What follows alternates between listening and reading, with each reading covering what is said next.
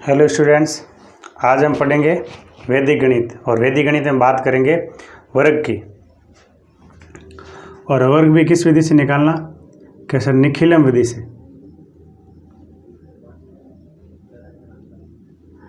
निखिलम। और निखिलम में भी कौन सी? कैसे? आधार विधि। निखिलम में भी आधार विधि।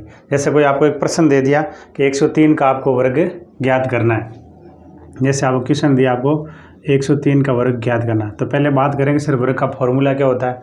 तो वर्ग का फॉर्मूला, अगर आपको कोई संख्या दे रखी है, संख्या का आपको क्या ज्ञात करना है? वर्ग ज्ञात करना है। तो उसका फॉर्मूला होता है हमारा संख्या प्लस विचलन। संख्या प्लस विचलन ऑब्लिक विचलन का स्क्वायर। कैसे? विचलन क्या चीज़ होती है? विचलन से पहले बात कर लेते हैं हम लोग आधार की। आधार होता है किसी भी संख्या का 10, 100, 1000, 10,000। तो ये संख्या किसके आसपास के नहीं? यहाँ संख्या दे रही है हमें 103 है। 103 का बेस कौन है? क्या सर? 100 है। इसका आधार क्या हो जाएगा? 100। और आधार में से जब उस संख्या को घटाया जाता है तो पीछे जो राशि बचती है वो कहलाती है हमारा विचलन। यानी विचलन का फॉर्मूला क्या हो जाएगा? संख्या माइनस आधार। और अगर उपाधार लेते तो फिर उपाधार को हम लोग घटाएंगे। तो यहाँ हम लोग क्या ले लेंगे? क्या सर? आधार से हमारे यहाँ काम हो जाएगा। यानी आधार कितना हो गया इसका? 100। और विचलन कितना हो गया? क्या सर? विचलन हो गया, संख्या है हमारी 103। और इसमें से हम लोग, उसमें से आधार जब 100 घटाएंगे हम लोग तो हमारा विचलन बचेगा 3 या फिर 0,3। क्लियर? अब वो सूत्र में रखो 103 का स्क्वायर। 103 यानी संख्या कितनी होगी हमारी? 103 प्लस विचलन कितना आ गया? क्या सर? 0,3 ऑब्लिक विचलन का स्क्वायर, यानी 3 का स्क्वायर। 103 में 3 जोड़ो, 106 ऑब्लिक 3 का स्क्वायर कितना हो गया आपका? 0,9। यहाँ विशेष बात ध्यान रखनी है, आधार में जितने 0 हो उतने अंक इस भाग में बचने चाहिए। तो 9 का आप 0,9 लिख दोगे। यानी इसका मतलब कि अब 2 अंक आ रहे हैं बराबर, तो ऑब्लिक हटा दीजिए। तो हमारा आंसर क्या हो जाएगा? 106 और 0,9। कहने का मतलब है कि जितना ज़्यादा है उतना और ज़्यादा करो। जैसे 3 ज़्यादा है 100 से, तो 3 और जोड़ो, कितने हो गए? 106। और 3 का वर्ग करो तो 0,9 ना। हमारा आंसर क्या हो जाएगा? 106, 0,9। दूसरा क्वेश्चन बात करते हैं। क्या सर? हमें प्रश्न दे रखा है दूसरा क्वेश्चन। क्या सर? 95 का वर्ग ज्ञात करो। तो इसका भी आधार क्या होगा? क्या सर? इसका आधार भी होगा हमारा 100।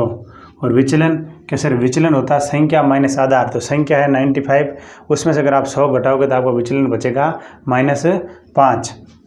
इन विचलन कितना आ गया हमारा? कैसे विचलन आ गया सर हमारा? -5। तो सूत्र लगाओगे हम लोग जब वर्ग का, तो 95 का स्क्वायर संख्या प्लस विचलन। संख्या है हमारी कितनी?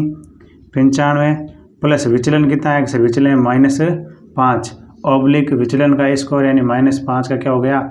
स्क्वायर हो गया। तो 95 में से आप 5 घटाओ तो कितने बचेंगे हमारे पास में? क्या सर? 90।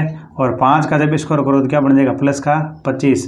आधार में 2 0 हैं तो इस भाग में 2 अंक आ रहे हैं। अगर 2 अंक आ रहे हैं तो आप ऑब्लिक को हटा सकते हैं। तो हमारा आंसर क्या हो जाएगा?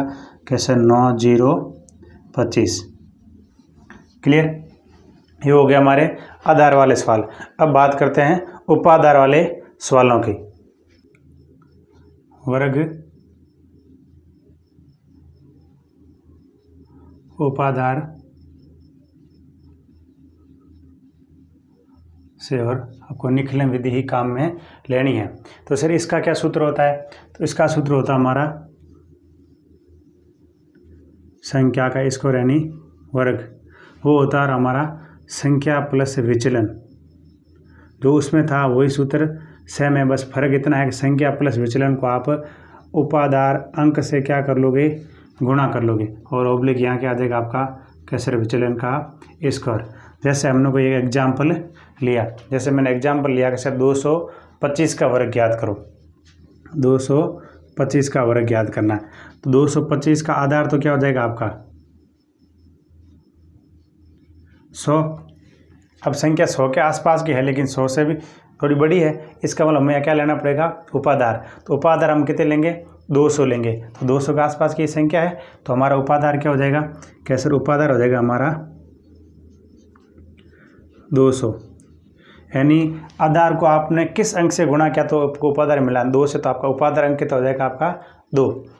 अब आप सूत्र को जब देखोगे यहाँ पर विचलन, इसके लिए विचलन का सूत्र होगा संख्या माइनस उपाधार। तो संख्या आपकी 225 है, उपाधार आपका 200 है, तो 225 में जब आप 200 घटा दो आपको विचलन कितना बचेगा प्लस का 25।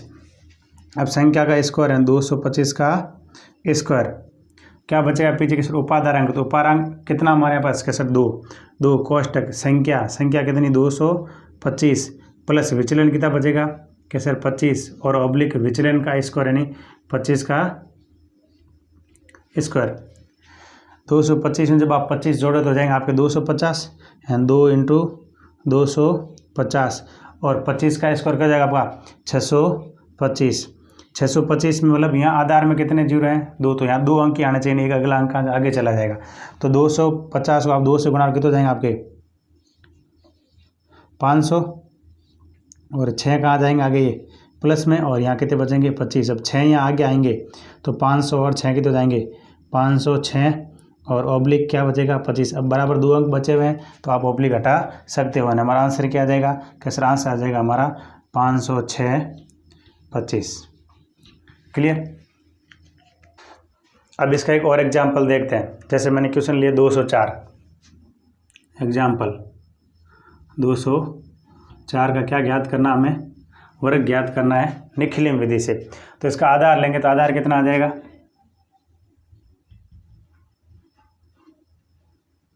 100। क्या सर आधार से यहाँ काम चलेगा नहीं, तो क्या लेना पड़ेगा हमें उपाधार। तो उपाधार किसके आसपास की संख्या है क्या सर 200, तो उपाधार कितना हो गया हमारा 200 और उपाधार अंक कितना हो गया क्या सर आधार को जिस अंक से गुणा करने पर उपाधार मिलता है वो आपका उपाधार अंक कहलाता है। कितना हो गया आपका 2 और विचलन संख्या माइनस उपाधार, तो संख्या 204 है और उपाधार है 200। तो 204 में से जब आप 200 घटाओ तो क्या बचेगा प्लस का 4, यानी कि विचलन हमारा कितना आ गया क्या सर विचलन आ गया आपका 204 माइनस 200 यानी प्लस का 4। अब 204 का क्या करेंगे हम लोग वर्ग ज्ञात करेंगे। तो सूत्र क्या है कि सर उपाधार अंक संख्या प्लस विचलन को हल करके उपाधार अंक से गुणा करेंगे और ऑब्लिक विचलन क्या करेंगे इसको। तो उपाधार अंक हमारे पास है कितना है कि सर 2, संख्या कितनी है 204, विचलन कितना है कि सर 4, ऑब्लिक विचलन का स्क्वायर है 4 का स्क्वायर। 204 में जब आप 4 जोड़ोगे कितना जाएंगे आपके 208 और 4 का स्क्वायर कितना हो जाएगा आपका 16। 208 को जब आप 2 से गुणा करोगे तो 8 दूनी 16 और 2 दूनी 4, 416 ऑब्लिक 16। आधार में जितने जीरो हो पीछे वाले भाग में उतने ही अंक बचने चाहिए। क्या उतने अंक बच रहे हैं, इसका मतलब आप ऑब्लिक हटा सकते हो। तो हमारा आंसर क्या हो जाएगा 416 ऑब्लिक हट गया तो 416। क्लियर, कोई डाउट।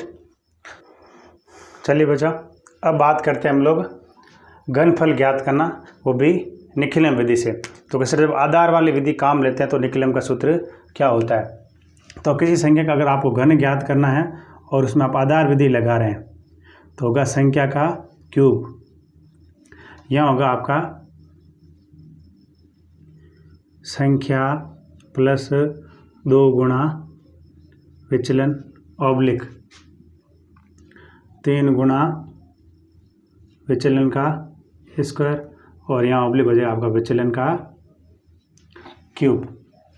ये सूत्र हमारा काम है कब, जब हम किसी प्रश्न को आधार से हल करते हैं। तो इसका एक एग्जाम्पल लेते हैं हम लोग। जैसे हमने क्वेश्चन लिया 15 का हमें क्या ज्ञात करना है, घन ज्ञात करना है। तो 15 का आधार क्या हो जाएगा हमारा क्या सर 15 का आधार हो जाएगा हमारा 10, आधार हो गया हमारा 10। तो विचलन क्या आएगा क्या सर विचलन आएगा संख्या माइनस आधार। तो संख्या हमारी है 15 और आधार है हमारा 10। तो 15 में से 10 घटाओ तो क्या बचेगा हमारे पास में 5 बचेगा, यानी विचलन आएगा 15 माइनस 10 बराबर प्लस का 5। अब इस सूत्र में रखो संख्या का घन यानी 15 का घन यानी क्यूब, संख्या प्लस 2 गुणा विचलन। तो संख्या हमारी क्या है 15 प्लस 2 गुणा विचलन, विचलन कितना हमारा 5 ऑब्लिक 3 गुणा विचलन का स्क्वायर यानी 5 का स्क्वायर और विचलन क्यूब यानी 5 का क्यूब।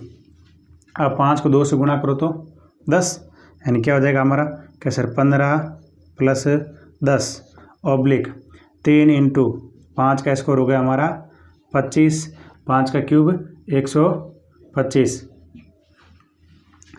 15 और 10 हो गए हमारे 25 और 25 दिया 75 और ये हो गया हमारा 125। अब यहाँ देखना है आधार में कितने जीरो हैं, एक जीरो है, तो मध्य पद और तृतीय पद में एक अंक ही बचना भाई, बाकी बचे हुए कहाँ जाएंगे आगे हासिल में। यानी यहाँ जो आपका 12 है वो कहाँ चला जाएगा, आगे चला जाएगा। तो यहाँ पीछे क्या बचेंगे हमारे पास में कि सर 5 ही बचेंगे, यहाँ 5 बचेंगे। जब 12 आगे जाएंगे तो 75 और 10 कितने हो गए हमारे 85 और ये 2 कितने हो गए 87। यानी 87 क्या बचे केवल एक अंक यहाँ भी बचाना मध्य पद में भी, यानी कि 8 और कहाँ चले जाएंगे आगे। तो 25 और 8 कितने हो गए हमारे 33। यानी हमारा आंसर क्या हो जाएगा कि सर 33 75। कैसे जब विचलन प्लस वाला हो तो आराम से कर लेते हैं, विचलन अगर माइनस मिल जाए तो इस प्रकार क्वेश्चन किस प्रकार से करेंगे। तो चलिए एक विचलन माइनस वाला क्वेश्चन एग्जाम्पल देख लेते हैं हम लोग। जैसे मैंने एग्जाम्पल लिया आपके सामने 91 का आपको क्या ज्ञात करना है, क्यूब ज्ञात करना है। तो 91 का क्यूब यानी संख्या किसके आसपास की है, कैसे इस संख्या 100 के आसपास की है, यानी इसका आधार क्या हो गया हमारा,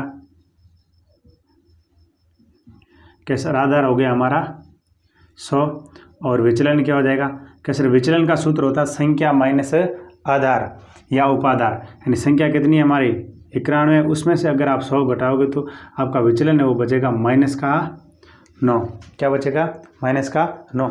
सूत्र हमारा यही रहेगा। तो चलिए सूत्र लगाते हैं, संख्या का क्यूब यानी 91 का क्यूब बराबर संख्या प्लस 2 गुणा विचलन है। संख्या हमारी कितनी है कैसे 91 प्लस 2 गुणा विचलन, विचलन कितना है हमारा कैसे -9, यानी 2 को आप -9 से गुणा कर दोगे ऑब्लिक 3 गुणा विचलन का स्क्वायर यानी -9 का स्क्वायर, और यहाँ हमारा क्या आ जाएगा -9 का क्यूब यानी विचलन का क्यूब। चलिए इसको हल करते हैं।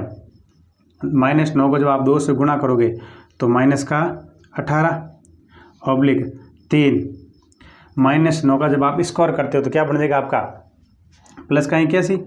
माइनस की घात जब भी सम हो तो हमें संख्या क्या बनती है प्लस, और जब उसकी घात क्या हो विषम तो संख्या क्या बनती है हमेशा ऋणात्मक। अब बात करते हैं 9 के क्यूब की, तो 9 का क्यूब होता है 729। अब 91 में से क्या घटाना है क्या सर 18 घटाना है, यानी कि 18 घटाना है 90। तो आप ऐसा करो कि सर 91 में से 18 घटा, तो 90 में से आप पहले क्या घटा लो 20 घटा लो। तो 90 में से जब 20 घटाओ तो क्या बचेंगे 70, और एक ऊपर बचा हुआ 71 और 2 आपने एक्स्ट्रा घटाए थे, यानी कितने बचेंगे पीछे 73 यानी 73।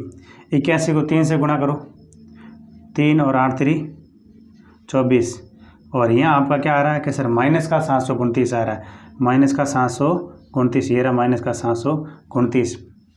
अब सर माइनस संख्या हमें संख्या क्या चाहिए कैसे, जब इसका क्यूब ज्ञात करेंगे तो संख्या तो क्या आएगी प्लस की, यानी यहाँ आप क्या करो उधार कैसे, उधार कितना लें वो डिपेंड करेगा आधार पे।